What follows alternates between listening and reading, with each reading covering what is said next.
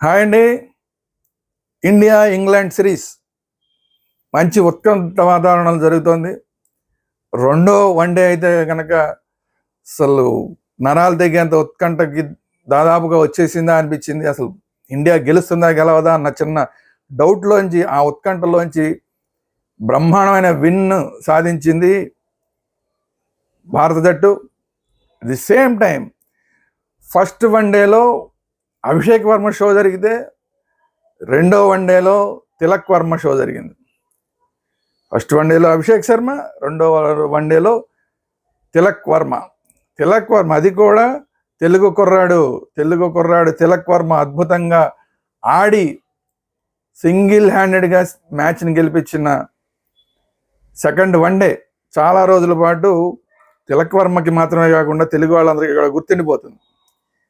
ఈ సెకండ్ వన్డేకి సంబంధించిన మొత్తం వివరాల్లోకి వెళ్లే ముందు, దిస్ ఇస్ త్వరగా శ్రీరామ్, క్రికెట్ అనలిస్ట్. అలాగే మన ఛానల్ వేదాంత ఛానల్ అందరూ సబ్స్క్రైబ్ చేసుకోండి. వేదాంత ఛానల్లో క్రికెట్ రివ్యూలు మాత్రమే కాకుండా సినిమాల రివ్యూలు, పొలిటికల్ రివ్యూలు, భక్తి ఆధ్యాత్మిక సంబంధమైన అంశాలు, మోటివేషన్ వీడియోలు అన్నీ వస్తూ ఉంటాయి. వేదాంత ఛానల్ సబ్స్క్రైబ్ చేసుకోండి. లేదు మాకు కేవలం క్రికెట్ మాత్రమే ఇంట్రెస్ట్ ఉన్న వాళ్ళకి క్రికెట్ వేదాంత ఛానల్ ఉంది. క్రికెట్ వేదాంత ఛానల్ కూడా సబ్స్క్రైబ్ చేసుకోండి. అలాగే మీరు ఈ రెండిట్లో ఏది సబ్స్క్రైబ్ చేసినా కూడా, రెండు సబ్స్క్రైబ్ చేసినా కూడా ముందు బెల్ ఐకాన్ కూడా నొక్కడం మర్చిపోకండి. బెల్ ఐకాన్ నొక్కితే ఎప్పటికప్పుడు వీడియోలు అప్లోడ్ అవ్వగానే మీకు మెసేజ్ వస్తూ ఉంటుంది. So thank you very much. ఇక అసలు మెయిన్ వీడియోలోకి వెళ్తే, టాస్ గెలిచి మళ్ళీ రెండోసారి కూడా టాస్ గెలిచాడు. రెండో మ్యాచ్లో కూడా సూర్యకుమార్ టాస్ గెలిచాడు. ఫస్ట్ మ్యాచ్ టాస్ గెలిచాడు, బౌలింగ్ తీసుకున్నాడు. సెకండ్ మ్యాచ్ టాస్ గెలిచాడు, మళ్ళా బౌలింగ్ తీసుకున్నాడు. ఫస్ట్ మ్యాచ్లో కలకత్తాలో స్పిన్ తిరుగుతుందన్న పిచ్ మీద 3 స్పిన్నర్లతో మ్యాచ్లో దిగితే ఇండియా జట్టు చెన్నైకి వచ్చేసరికి ఇంకా ఎక్కువ స్పిన్ తిరిగే ఈ పిచ్ మీద 4 స్పిన్నర్లతో మ్యాచ్ ఆడింది ఇండియా టీం. 4 స్పిన్నర్లతో ఇండియా టీం బరిలో దిగితే ఇంగ్లాండ్ మాత్రం కేవలం ఒక్క స్పిన్నర్తో బరిలో దిగింది. అదే మొత్తం మ్యాచ్కి తేడా వచ్చింది. అయితే బ్రహ్మాండంగా వాళ్ళ ఫాస్ట్ బౌలర్లు కూడా చాలా బాగా బౌలింగ్ చేశారు. కానీ మన స్పిన్ ఆడడానికి వాళ్ళు ఏదైతే ఇబ్బంది పడ్డారో అదే మనకి పెద్ద వరంలాగా ఆల్మోస్ట్ మనకి, ఎందుకంటే మన బ్యాటర్లు పెద్దగా ఆడకపోయినా కూడా మన బౌలింగ్ విభాగం చాలా కట్టుదిట్టంగా బౌలింగ్ వేస్తూ ఉండటం అనేది మంచి అడ్వాంటేజ్ అవుతుంది ఎప్పటికప్పుడు మనకి. సో ఇలాంటి పరిస్థితుల్లో ఫస్ట్ బ్యాటింగ్ చేసిన ఇంగ్లాండ్ 165 పరుగులకి 9 వికెట్లు కోల్పోయింది 20 ఓవర్లో. ఇండియా టీం ఏమో 19.2 ఓవర్లు, ఆఖరి ఓవర్ దాకా ఆడాల్సి వచ్చింది. 19.2 ఓవర్లో 8 వికెట్లు కోల్పోయింది. 8 వికెట్లు కోల్పోయి ఇంకా గెలుస్తామా గెలవమా ఏంటి పరిస్థితి అన్న పరిస్థితుల్లో నుంచి 19.2 ఓవర్లో 166 రన్స్ కొట్టి ఒక హిట్ విన్నింగ్ షాట్ 4గా మలిచిన తిలక్ వర్మ భారతదేశానికి, భారత టీంకి విజయాన్ని అందించాడు. మళ్ళీ ఒకసారి మనం స్కోర్ కార్డు కనుక ఒకసారి చూస్తే, ఇంగ్లాండ్ స్కోర్ కార్డు ఒకసారి చూద్దాం. ఇంగ్లాండ్ వాళ్ళు ముందు ఫస్ట్ వాళ్ళు బ్యాటింగ్ చేశారు కాబట్టి ఇంగ్లాండ్ స్కోర్ కార్డు చూస్తే ఫిల్ సాల్ట్ కేవలం 4 పరుగులకి అవుట్ అయిపోయాడు. సేమ్ మొన్నట్లాగే ఫస్ట్ ఓవర్లో ఎలాగైతే ఫస్ట్ T20లో ఫిల్ సాల్ట్ వికెట్ని హర్షదీప్ తీశాడో, సేమ్ అలాగే మళ్ళా ఈసారి కూడా ఫస్ట్ ఓవర్లోనే ఫిల్ సాల్ట్ వికెట్ని తీయడంలో మళ్ళీ సక్సెస్ అయ్యాడు హర్షదీప్. అక్కడే చాలా పెద్ద దెబ్బ తగిలింది ఇంగ్లాండ్కి మళ్ళా. సో వాషింగ్టన్ సుందర్ క్యాచ్ పెడితే హర్షదీప్ బౌలింగ్లో ఫిల్ సాల్ట్ అవుట్ అయ్యాడు. దాని తర్వాత డకెట్ కూడా కేవలం 3 పరుగులు మాత్రమే చేసి ధ్రువ్ జురేల్కి క్యాచ్ ఇచ్చి వాషింగ్టన్ సుందర్ బౌలింగ్లో అవుట్ అయిపోయాడు. సో ఓపెనర్లు ఇద్దరు కూడా ఏమీ కంట్రిబ్యూట్ చేయలే టీంకి. లాస్ట్ మ్యాచ్లోనూ ఓపెనర్లు ఇద్దరు ఏమాత్రం కంట్రిబ్యూట్ చేయలేదు. ఈ మ్యాచ్లో కూడా ఇంగ్లాండ్ ఓపెనర్లు ఏమాత్రం కంట్రిబ్యూట్ చేయలే.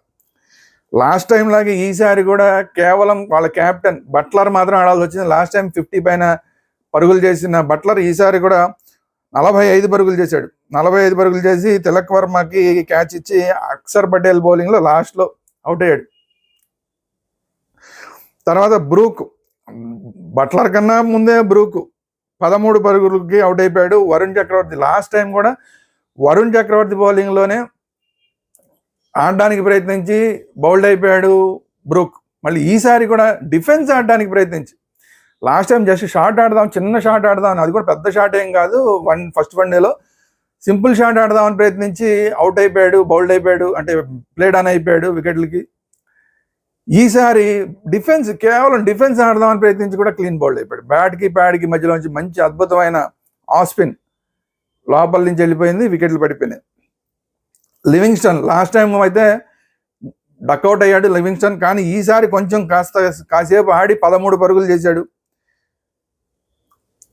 అక్షర్ పటేల్ బౌలింగ్లోనే అవుట్ అయిపోయాడు. తర్వాత జే స్మిత్ 22 పరుగులు చేశాడు. 22 పరుగులు చేశాడు. తిలక్ వర్మ బౌలింగ్లో అభిషేక్ శర్మకి దీని గురించి మాట్లాడుకోవాలి. అసలు సూర్యకుమార్ క్యాప్టెన్సీ గురించి లాస్ట్ టైం కూడా మనం ప్రత్యేకంగా మాట్లాడుకోవాలని చెప్పాం ఫస్ట్ వన్డేలో. సేమ్ ఇప్పుడు కూడా ఖచ్చితంగా సూర్యకుమార్ యాదవ్ క్యాప్టెన్సీ గురించి మాట్లాడుకోవాలి. సడన్గా ఎవరు ఊహించని విధంగా అభిషేక్ శర్మని తీసుకొచ్చాడు. రెగ్యులర్ బౌలర్ కాదు అభిషేక్ శర్మ. అభిషేక్ శర్మ తోటి మధ్యలో ఓవర్ వేయించాడు, ఒకే ఒక్క ఓవర్ వేయించాడు. ఆ ఒక్క ఓవర్లో కూడా వికెట్ సాధించాడు అభిషేక్ శర్మ. బ్యాట్ తోటి అలాగే కొడుతున్నాడు.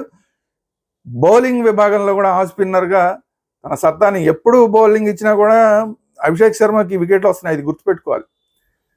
ఈసారి కూడా సడన్గా తీసుకొచ్చాడు, అభిషేక్ శర్మకి ఇచ్చాడు. అభిషేక్ శర్మకి ఇచ్చాడు, కానీ ఫస్ట్ ఓవర్ ఒక 6 వెళ్ళిన తర్వాత ఒక 4 వెళ్ళింది. ఏంట్రా బాబు ఇది ఏమన్నా బుమ్రాంగ్ అవుతుందా ఏంటి అభిషేక్ శర్మకి బౌలింగ్ ఇవ్వడం అనుకున్న టైంలో కరెక్ట్గా వికెట్ వచ్చేసింది. సో ఆ తర్వాత మళ్ళీ బౌలింగ్ ఇవ్వలేదు అనుకోండి. అంటే క్యాప్టెన్గా ఎక్కడ బ్యాట్స్మెన్ సెటిల్ అవుతున్న బ్యాట్స్మెన్ని కొంచెం కంగారు పెట్టాలి, ఆలోచింపజేయాలి, డబుల్ మైండెడ్గా ఆలోచించేలా చేయాలంటే ఇలాంటి టెక్నిక్స్ ఉపయోగిస్తుండాలి. వాళ్ళు మెంటల్గా ప్రిపేర్ అయి ఉంటారు. నెక్స్ట్ ఓవర్ అక్షర్ పటేల్ వేస్తాడా, లేదా వరుణ్ చక్రవర్తి వేస్తాడా, లేదా బిష్ణోయ్ వేస్తాడా, ఇలా ప్రిపేర్ అయి ఉంటారు.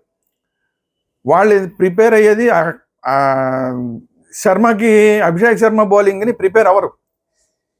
ఎందుకంటే ఇంట్లో మామూలుగా డ్రెస్సింగ్ రూమ్లో కంప్యూటర్లో చూసేటప్పుడు కూడా అభిషేక్ శర్మ బౌలింగ్ వేస్తాడు అనుకోరు.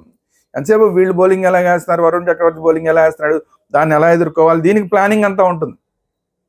రెగ్యులర్ బౌలర్స్కి సంబంధించిన ప్లానింగ్ అంతా ఉంటుంది. ఎవరెవరు ఎలా బౌలింగ్ వేస్తారు, వాళ్ళతో ఎలా ఆడాలి అనేది ప్లానింగ్ ఉంటుంది. కానీ ఇలా సడన్గా అభిషేక్ శర్మ లాంటి రెగ్యులర్ బౌలర్లు కాని వాళ్ళని తీసుకొస్తే వాళ్ళకి ప్లానింగ్ ఉండదు. సో అలాంటప్పుడు వీళ్ళని కొట్టాలా లేదా డిఫెన్స్ ఆడాలా అన్న సందిగ్ధంలోనే వీళ్ళు అయిపోతుంటారు. సో ఫస్ట్ 6 వచ్చేసింది, నెక్స్ట్ 4 వచ్చేసింది, ఇంకా కొట్టేయచ్చు, ఈ అభిషేక్ శర్మ బౌలింగ్ ఏం లేదనుకున్న టైంలో కరెక్ట్ మంచి ఆఫ్ స్పిన్ బాల్ పడింది, దాన్ని కొట్టడంలో ఫెయిల్ అయ్యాడు, లాంగ్ ఆఫ్లో క్యాచ్ ఇచ్చి అవుట్ అయిపోయాడు. సో అందుకనే సూర్యకుమార్ యాదవ్ గురించి మాట్లాడుకోవాలనేది. దాని తర్వాత ఓవర్టన్ కేవలం 5 పరుగులు మాత్రమే చేశాడు, వరుణ్ చక్రవర్తికి అవుట్ అయిపోయాడు, క్లీన్ బౌల్డ్. తర్వాత బీకర్స్ ఇతను 31 పరుగులు చేశాడు. 31 పరుగులు చేసి ఇతను ఒక్కడే కొంచెం బాగా ఆడాడు. బట్లర్ తర్వాత బాగా ఆడింది ఎవరయ్యా అంటే ఇతనే. రన్అట్ అయ్యాడు, అది కూడా ధ్రువ్ జురేల్కి రన్అట్ అయ్యాడు. అది పూర్తిగా ఈ రన్అట్ అయితే మాత్రం పూర్తిగా అర్చర్ తప్పు. పక్కన నాన్ స్ట్రైకింగ్ ఎండ్లో అర్చర్ ఉన్నాడు. అర్చర్ సగం పిచ్చి దాకా వచ్చి మళ్ళీ వద్దొద్దని మళ్ళీ వెనక్కి వెళ్ళిపోయాడు. దాంతో బాగా ఆడుతున్న ఈ కర్స్ సడన్గా రన్అట్ అయిపోవాల్సి వచ్చింది. లేకపోతే కనుక 185+ వచ్చి ఉండేది. కేవలం 165కి కారణం ఎందుకు అయ్యింది అంటే ఇదే కారణం, ఈ రన్అట్ అర్చర్ చేసిన పని అది. సరే, ఇక్కడ ఇంకోటి గుర్తుపెట్టుకోవాల్సింది ఏంటంటే బౌలింగ్ కూడా కర్స్ బాగా వేసాడు. 31 పరుగులు చేయడమే కాకుండా మళ్ళీ బౌలింగ్ కూడా బాగా వేసాడు. ఇక్కడ మనం గుర్తుపెట్టుకోవాల్సింది ఏంటంటే ఐపీఎల్లో ఎస్ఆర్హెచ్ టీంలో ఈ కర్స్ ఉన్నాడు. ఎస్ఆర్హెచ్ లేటెస్ట్గా కొన్నది ఇతన్ని. సో ఈ మ్యాచ్లో బౌలింగ్ ద్వారా ముందు మ్యాచ్లో ఆడాడు, ఈ మ్యాచ్లో వచ్చాడు. ఈ మ్యాచ్లో బ్యాటింగ్లోనూ బ్రహ్మాండంగా ఆడాడు. వరుణ్ చక్రవర్తిని 2 6లు కొట్టాడు. వరుణ్ చక్రవర్తిని అసలు కొట్టడానికే భయపడుతున్న మిగతా వాళ్ళు భయపడుతున్న పరిస్థితుల్లో 2 6లు కొట్టాడు. తర్వాత కేవలం దురదృష్టం రన్అట్ అయ్యాడు తప్ప, లేదంటే ఇంకా కొంచెం స్కోర్ గట్టిగా కొట్టేవాడు. ఏమాత్రం భయం లేకుండా ఆడుతున్నాడు. అట్ ది సేమ్ టైం బౌలర్గా కూడా మంచి హైట్ ఉన్నాడు, మంచి ఫాస్ట్ బౌలింగ్ వేస్తున్నాడు. సో ఎస్ఆర్హెచ్ టీంలో ఆల్మోస్ట్ ఈ ఒక్క మ్యాచ్ ద్వారా తన ప్లేస్ని సుస్థిరం చేసుకున్నాడు. ఎందుకంటే ఎస్ఆర్హెచ్ గురించి మాట్లాడుకోవాలంటే విదేశీ ప్లేయర్లను కేవలం 4 మాత్రమే పెట్టుకోవాల్సిన పరిస్థితుల్లో 4వ వాళ్ళు ఎవరు అనుకున్న పరిస్థితులు ఆడమ్ చంపానా లేదంటే శ్రీలంకకి చెందిన మెండీసా ఎవరిని పెట్టుకుంటారని నిన్నటిదాకా మాట్లాడుకున్న పరిస్థితుల్లో ఇవాళ కర్స్ బౌలింగ్ బ్యాటింగ్ 2 చూసిన తర్వాత ఆ 4వ ప్లేస్ ఖచ్చితంగా కర్సే అవుతాడనేది ఫిక్స్.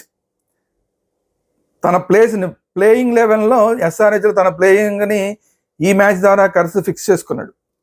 సో ఎస్ఆర్హెచ్కి ఇది ఖచ్చితంగా శుభవార్త. తర్వాత ఇందాక ఈ కర్స్ని రన్అట్ చేసిన అర్చర్ ఏమైనా బాగా ఆడాడంటే సరే ఓకే, 12 పరుగులు చేసి నాట్అవుట్గా ఉన్నాడు. ఆదిల్ రషీద్ ఒక 10 పరుగులు చేశాడు. సంజు శాంసన్కి క్యాచ్ ఇచ్చి హార్దిక్ పాండ్యా బౌలింగ్లో అవుట్ అయ్యాడు. వుడ్ నాట్అవుట్గా ఉన్నాడు. ఓవరాల్గా 165 రన్స్ మాత్రమే చేయగలిగింది ఇంగ్లాండ్. కానీ తేలిగ్గా గెలిచేస్తారనుకున్న ఇండియా టీం మాత్రం ఈసారి తేలిగ్గా ఆడలేకపోయింది, తేలిగ్గా గెలవలేకపోయింది. కారణం ఏంటంటే మనకు కూడా ఓపెనర్లు ఇద్దరు కూడా ఫెయిల్ అయిపోయారు. సంజు శాంసన్ కేవలం 5 రన్స్ మాత్రమే కొట్టౌట్ అయితే అభిషేక్ శర్మ ఏమో 12 రన్స్ కొట్టౌట్ అయ్యాడు. దాని తర్వాత తిలక్ వర్మ, వన్ డౌన్లో వచ్చిన తిలక్ వర్మ ఫస్ట్ నుంచి లాస్ట్ దాకా స్టాండర్డ్గా నిలబడి ఇండియాని గెలిపించాడు. సరే, వర్మ గురించి మళ్ళీ మాట్లాడుకుంటే సూర్యకుమార్ యాదవ్, ముఖ్యంగా సూర్యకుమార్ యాదవ్ గురించి మాట్లాడుకోవాలి. సూర్యకుమార్ యాదవ్ చాలా రోజుల నుంచి మంచి స్కోర్ కొట్టట్లా T20లో. కెప్టెన్గా గెలుస్తున్నాడు కానీ, కెప్టెన్గా మంచి పెర్ఫార్మెన్స్ చూపిస్తున్నాడు కానీ బ్యాట్స్మెన్గా కంటిన్యూస్గా ఫెయిల్ అవుతున్నాడు. మంచి ఇన్నింగ్స్ మొన్న ఫస్ట్ T20లో వస్తుంది అనుకుంటే రాలేదు. ఇప్పుడు సెకండ్ 20లో ఉన్న కనీసం వస్తుంది అనుకుంటే ఏదో 2 4లు కొట్టాడు తప్ప వెంటనే మళ్ళీ అవుట్ అయిపోయి వెళ్ళిపోయాడు సూర్యకుమార్. దాని తర్వాత ధ్రువ్ జురేల్కి మంచి అవకాశం వచ్చింది ఈ మ్యాచ్లో. రింకు సింగ్కి ఫిట్నెస్ లేకపోవడం వల్ల ధ్రువ్ జురేల్కి అవకాశం వచ్చింది. అలాంటప్పుడు ఎంత బాగా ఉపయోగించుకోవాలి, కానీ అలా ఉపయోగించుకోకుండా షార్ట్ మిడ్ వికెట్లో క్యాచ్ ఇచ్చి అవుట్ అయిపోయి వెళ్ళిపోయాడు కేవలం 4 పరుగులకి. సో ఇలా ఈ కుర్రాళ్ళకి ఛాన్స్ వచ్చినప్పుడు ఉపయోగించుకోకపోతే మాత్రం వీళ్ళ కెరీరే ఎండ్ అయిపోతుంది. ధ్రువ్ జురేల్ లాంటి వాళ్ళు చాలా జాగ్రత్త పడాలి ఈ విషయంలో. హార్దిక్ పాండ్యా కూడా కేవలం 7 పరుగులు మాత్రమే చేసి అవుట్ అయ్యాడు. హార్దిక్ పాండ్యా గురించి లాస్ట్ మ్యాచ్లో కూడా చెప్పాను నేను. లాస్ట్ మ్యాచ్కి సంబంధించిన రివ్యూ ఇచ్చినప్పుడు కూడా అప్పుడు కూడా చెప్పాను, బ్యాట్కి బాల్కి సరైన కనెక్షన్ ఉండట్లేదు. కానీ ఈసారి మ్యాచ్లో రావడమే ఫస్ట్ బాలే 4 కొట్టాడు, సూపర్ 4 కొట్టాడు, సూపర్ కవర్ డ్రైవ్. కానీ తర్వాత దాన్ని కంటిన్యూ చేయడంలో ఫెయిల్ అయిపోయాడు, కేవలం 7 పరుగులకే అవుట్ అయిపోయాడు. తర్వాత వాషింగ్టన్ సుందర్ కాసేపు ఆడాడు. వాషింగ్టన్ సుందర్ ఆడిందే కొద్దిగా టీంకి ఉపయోగపడింది, లేకపోతే అసలు అప్పటికి క్వశ్చన్ మార్క్ వచ్చేసింది. ఎప్పుడైతే ధ్రువ్ జురేల్ అవుట్ అయిపోయాడో, హార్దిక్ పాండ్యా అవుట్ అయిపోయాడో అసలు మనం గెలవకపోవచ్చు అన్న డౌట్లు అందరికీ వచ్చినాయి. రికగ్నైజ్డ్ బ్యాట్స్మెన్ వాషింగ్టన్ సుందరే, లాస్ట్ ఆల్రౌండర్. వాషింగ్టన్ సుందర్ కూడా అయిపోతే ఏంటి పరిస్థితి, అప్పటికి ఇంకా కొట్టాల్సింది చాలా ఉంది. సో అలాంటి పరిస్థితుల్లో వాషింగ్టన్ సుందర్ కాసేపు బాగానే ఆడాడు. 26 పరుగులు చేసి అవుట్ అయిపోయాడు. ఎవరు కర్స్ బౌలింగ్లోనే అవుట్ అయ్యాడు. తర్వాత అక్షర్ పటేల్ వచ్చాడు. అక్షర్ పటేల్ ఉన్నాడు కదా అన్న, ఇందాక చెప్పినట్టు సుందర్ తర్వాత అక్షర్ పటేల్ కాసేపు బాగా ఆడతాడేమో అనుకుంటే అక్షర్ పటేల్ కూడా కేవలం 2 పరుగులకి అవుట్ అయిపోయాడు. అప్పటికే టెన్షన్ వచ్చేసింది మ్యాచ్. ఇంకా ఎప్పుడైతే అక్షర్ పటేల్ అవుట్ అయిపోయాడో ఇక మ్యాచ్కి టెన్షన్ వచ్చేసింది. కానీ హర్షదీప్ సింగ్ అక్కడ ఒక 4 కొట్టాడు. అది కూడా ఇన్నర్ ఎడ్జ్ అయింది అనుకోండి. ఇన్నర్ ఎడ్జ్ ఎలాగైనా కానీ మొత్తానికి ఇన్నర్ ఎడ్జ్ అయినా కూడా చాలా కీలకమైన పరుగులు అక్కడ వచ్చినాయి. ఆ 4 బౌండరీ అనేది చాలా కీలకమైన బౌండరీ. వికెట్లు వదిలేసి కొట్టాడు, ఏదో ఇన్నర్ ఎడ్జ్ అయింది, వెళ్ళిపోయింది. అది కూడా ఆర్చర్ బౌలింగ్లో. మళ్ళా రెండోసారి కూడా ఆర్చర్ బౌలింగ్లోనే మళ్ళీ ఇంకొక షాట్ వికెట్లు వదిలేసి కొట్టాడు, ఆఫ్ సైడ్ కొట్టాడు. సరే, దానికి 2 పరుగులు వచ్చినాయి. ఆ తర్వాత అక్కడి నుంచి అసలు నిజంగా ఇక్కడ మనం మాట్లాడుకోవాల్సింది ఏంటంటే తిలక్ వర్మ గురించి మాట్లాడుకోవాలి. తిలక్ వర్మ ఇక అక్కడి నుంచి తనే ఆడుతూ సింగిల్ తీయకుండా జాగ్రత్త పడుతూ, ఎందుకంటే సింగిల్ తీస్తే నెక్స్ట్ వికెట్లు లేవు, వీళ్ళు కొడతారా అన్న డౌట్ తోటి ఎట్లయినా గెలిపించాలని చెప్పి లూజ్ బాల్ వస్తే కొడదాం, లేదంటే కనుక మనమే ఆడదాం అని చెప్పి అలా ఆడుతూ అక్కడ 5వ బాల్ దాకా ఆడి 5వ బాల్ సింగిల్ తీసి అతనికి ఛాన్స్ ఇస్తే హర్షదీప్కి ఆ ఒక్క బాల్ కనుక డిఫెన్స్ ఆడేస్తే మళ్ళీ నెక్స్ట్ ఓవర్ ఇతను ఆడుకుంటాడు, వర్మ ఆడుకుంటాడు కదా, తిలక్ వర్మ. కానీ ఆ ఒక్క బాల్ కూడా డిఫెన్స్ ఆడుకుని ఎందుకు ఇచ్చారు అసలు? మనకి లాస్ట్ బాల్ దాకా మనకి ఛాన్స్ ఇవ్వకుండా లాస్ట్ బాల్ ఛాన్స్ ఇచ్చారు అంటే మనం రికగ్నైజ్డ్ బ్యాట్స్మెన్ కాదు. కాబట్టి ఆ ప్లానింగ్ ఏదైతే తిలక్ వర్మ ప్లానింగ్ ఉందో దాన్ని సహకరించాలి కదా. ఆ ఒక్క బాల్ డిఫెన్స్ ఆడేస్తే నెక్స్ట్ మళ్ళీ తిలక్ వర్మ ఈ మాత్రం కామన్ సెన్స్ లేకుండా ఆ ఇచ్చిన ఒక్క బాల్ని కూడా పిచ్చిగా బౌండరీ లైన్ సిక్స్లు కొట్టేద్దామని ప్రయత్నం చేస్తే బౌండరీ లైన్ దగ్గర క్యాచ్ ఇచ్చి అవుట్ అయిపోయాడు. దాంతో ఇంకా విపరీతమైన టెన్షన్. నెక్స్ట్ అసలు హర్షదీపే రికగ్నైజ్డ్ బ్యాట్స్మెనే కాదు. లాస్ట్ టైము మనం గుర్తుపెట్టుకుంటే ఆస్ట్రేలియా సిరీస్లో నితీష్ కుమార్ సెంచరీ కొట్టాలన్నప్పుడు ఎంత జాగ్రత్తగా డిఫెన్స్ ఆడాడు సిరాజ్. ఆ మాత్రం కామన్ సెన్స్ లేదా? ఆ మాత్రం కామన్ సెన్స్ లేకుండా హర్షదీప్ ఆడితే బౌలింగ్ బాగా వేస్తున్నాడు, అది వేరే విషయం.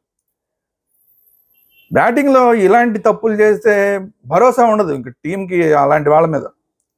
సో అలా అవుట్ అయిపోయాడు. తర్వాత రవి బిష్ణోయ్, ఇక్కడి నుంచి రవి బిష్ణోయ్ ఆడింది మాత్రం చాలా బాగా ఆడాడు. అసలు ఊహించలేదు, 2 4లు కొట్టాడు.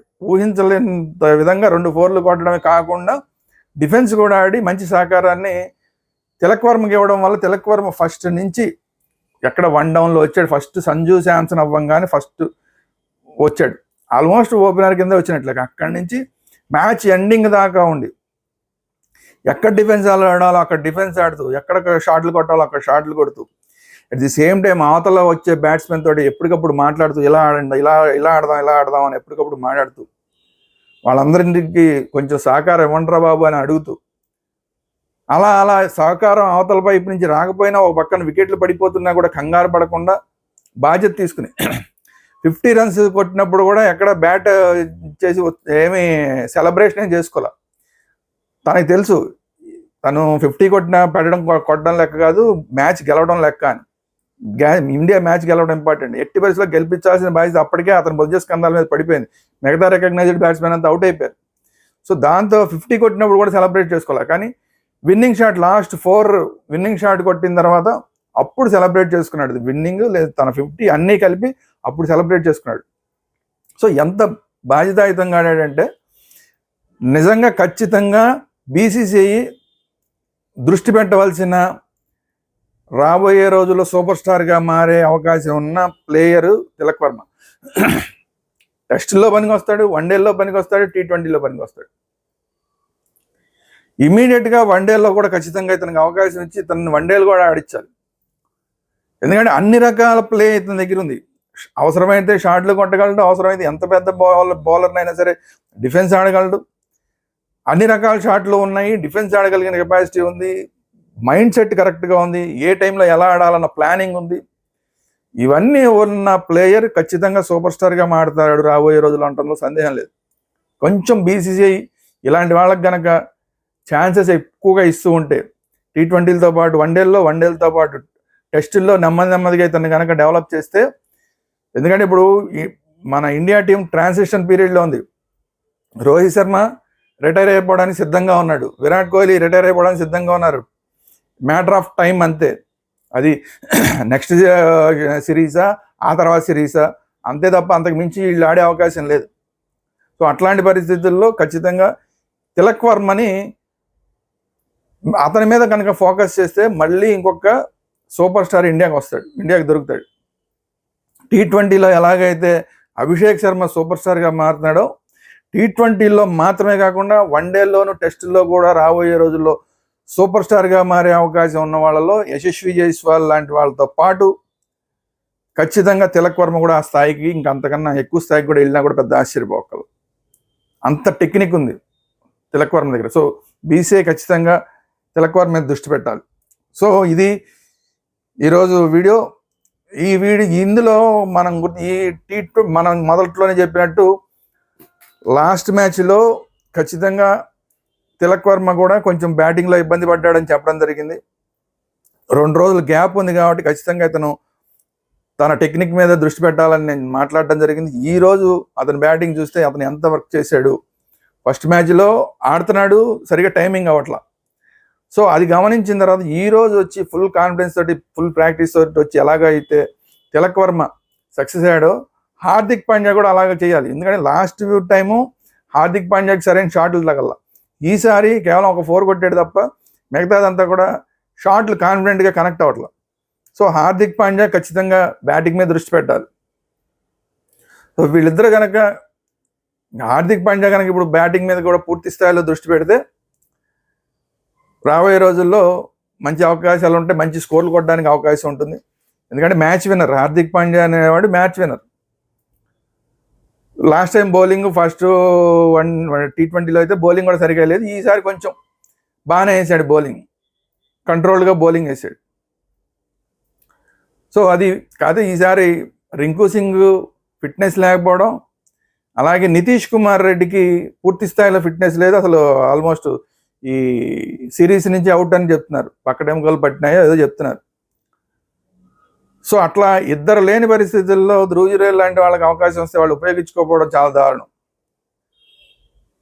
ఇప్పుడు నెక్స్ట్ ఇంకెవరిని ట్రై చేయాలి అనేది కూడా BCCI ఆలోచించాలి, టీమ్ మేనేజ్మెంట్ ఆలోచించాలి. సో ఈ ఇద్దరికి, ఎందుకంటే రింకు సింగ్ కూడా చాలా రోజులైంది ఆడి, మొన్న ఛాన్స్ రాలేదు. రింకు సింగ్ అసలు ఎంత ఫామ్లో ఉన్నాడు ఏంటి చూడాలి, అసలు ఆడడానికి అవకాశం లేదు. ఈరోజు ఈ మ్యాచ్, నెక్స్ట్ మ్యాచ్ కూడా ఆడతాడని డౌట్ అంటున్నారు. సో ఇది కొంచెం ఆందోళన కలిగించే అంశం అయినా కూడా ప్రతిసారి 4 స్పిన్నర్లతో ఆడలేం. నెక్స్ట్ మ్యాచ్ వచ్చేసరికి ఖచ్చితంగా 2 స్పిన్నర్లతో ఆడాల్సి వస్తుంది. 99.9% నెక్స్ట్ మ్యాచ్కి వచ్చేసరికి మొహమ్మద్ షమి ఆడడం అనేది ఆల్మోస్ట్ కన్ఫర్మ్ ఏమో అనుకుంటున్నాను నేను. ఎందుకంటే 2 మ్యాచ్లకి అతను ఆడించలేదు, ఎందుకంటే 2 కూడా పూర్తి స్థాయిలో స్పిన్ మ్యాచ్లు కాబట్టి, స్పిన్ తిరిగే పిచ్లు కాబట్టి. సో నెక్స్ట్ మ్యాచ్కి ఖచ్చితంగా ఈ 4 స్పిన్నర్లో ఒకళ్ళ ప్లేస్లో ఆల్మోస్ట్ రవి బిష్ణోయ్ ప్లేస్లో అవ్వచ్చు. రవి బిష్ణోయ్ ప్లేస్లో, సో రవి బిష్ణోయ్ ప్లేస్లోకి